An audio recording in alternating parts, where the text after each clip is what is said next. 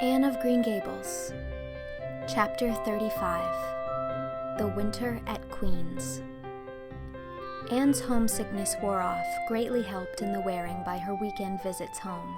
As long as the open weather lasted, the Avonlea students went out to Carmody on the New Branch Railway every Friday night. Diana and several other Avonlea young folks were generally on hand to meet them, and they all walked over to Avonlea in a merry party.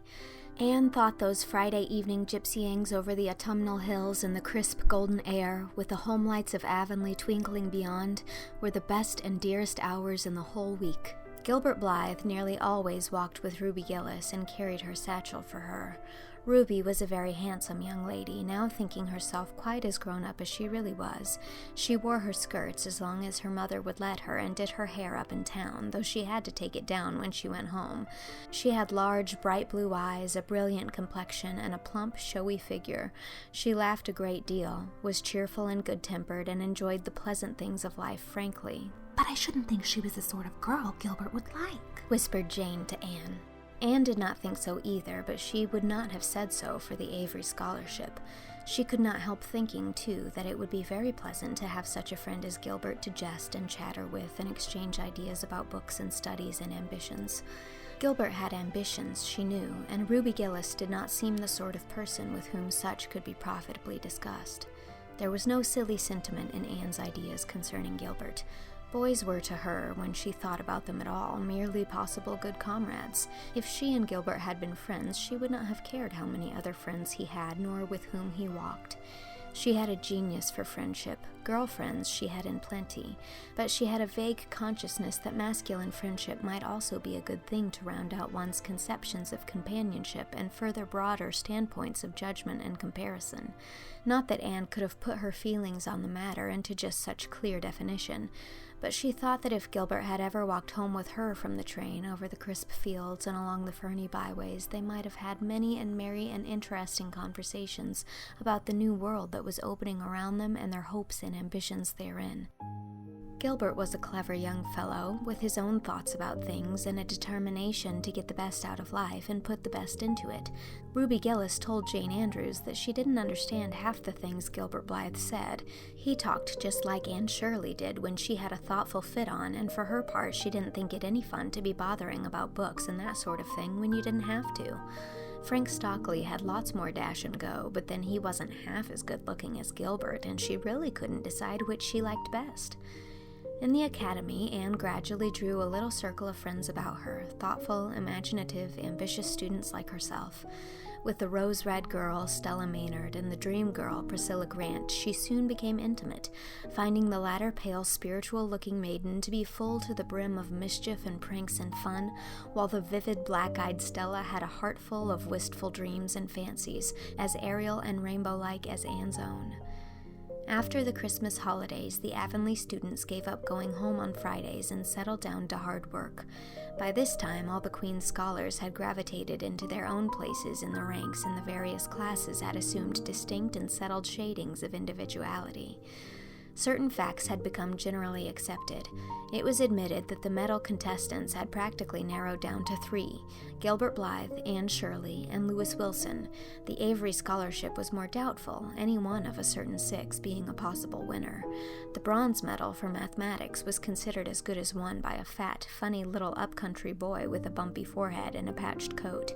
Ruby Gillis was the handsomest girl of the year at the academy. In the second-year classes, Stella Maynard carried off the palm for beauty, with a small but critical minority in favor of Anne Shirley. Ethel Marr was admitted by all competent judges to have the most stylish modes of hairdressing, and Jane Andrews, plain, plodding, conscientious Jane, carried off the honors in the domestic science course.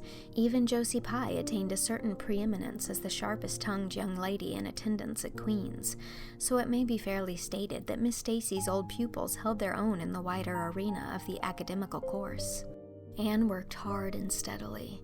Her rivalry with Gilbert was as intense as it had ever been in Avonlea school, although it was not known in the class at large, but somehow the bitterness had gone out of it.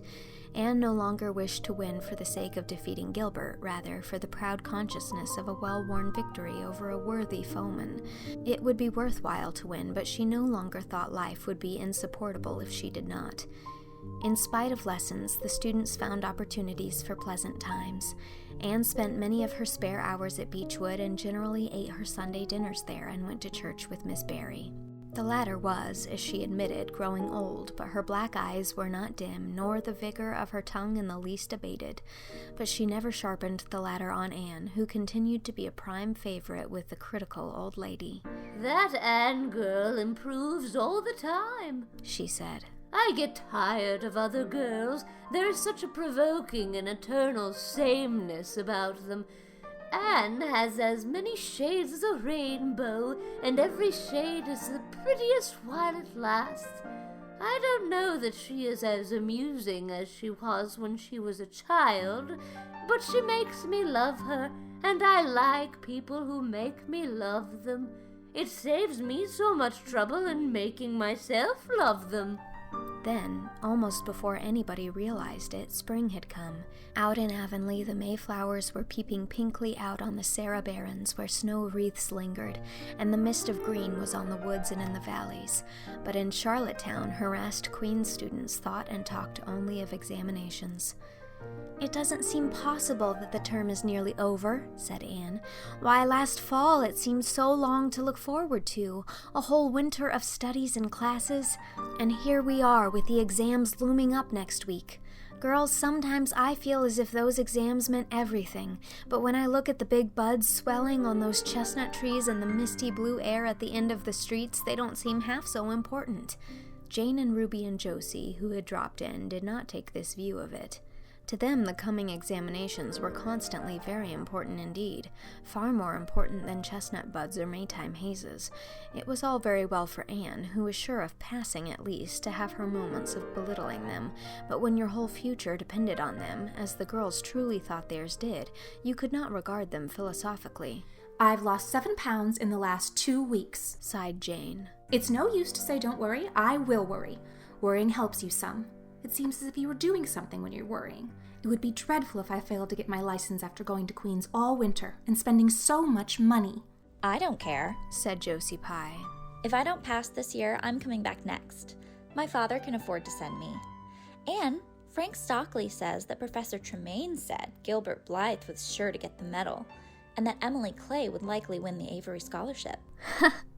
"That may make me feel badly tomorrow, Josie," laughed Anne.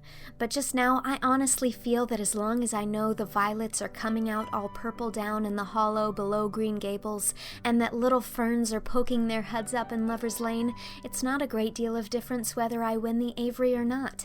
I've done my best, and I begin to understand what is meant by the joy of the strife.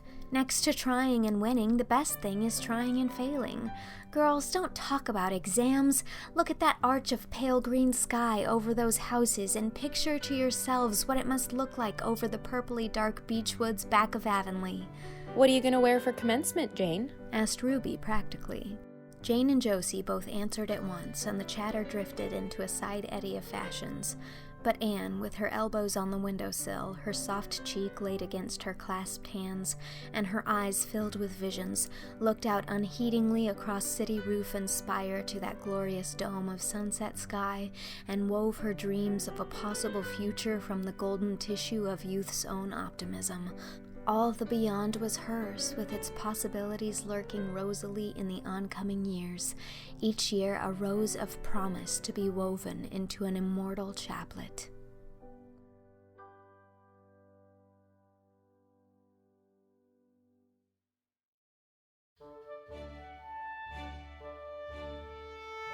That was Chapter 35 of Anne of Green Gables. Josie Pye was read by Sinéad Persaud. Jane Andrews was read by Jessica Jade Andres. Miss Josephine Barry was read by Lauren Lopez. Ruby Gillis was read by Ashley Clements. And Anne Shirley was read by me, Mary Kate Wiles. It is also recorded and edited by me and executive produced by Shao. This chapter was made possible by my patron Warren Day. Thank you, Warren. This project is funded entirely through my Patreon, where, if you join at any level, you can receive the rest of this book, as well as about half of the next book in the series, Anne of Avonlea. And patrons at the $50 level are receiving weekly chapters of the third book in the series, Anne of the Island, as well as a shout-out in an episode. And there's a lot of other fun stuff to check out over there as well. If you'd like to help support this project and become a part of my Patreon community, head on over to patreon.com/mkwiles and join the fun. Thanks so much for listening. Chapter 36 will be coming next week.